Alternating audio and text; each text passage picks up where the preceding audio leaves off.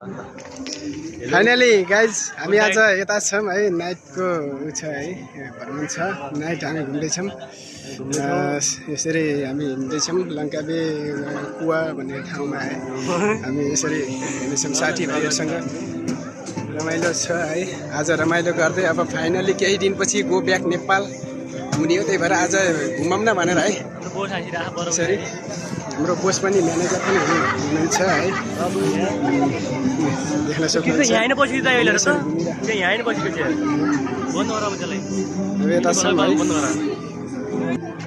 thank you so much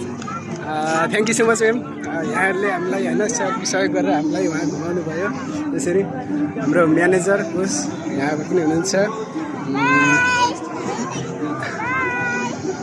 हाम्रो साथीहरू यसरी हुनुहुन्छ हामी तीनजना आज घुम्नको लागि आएको केही दिनपछि गो ब्याक नेपाल भनेर है मलेसियालाई बाबाई गर्दै लङ्काबीले बाबाई गर्दै हामी यसरी घुम्नु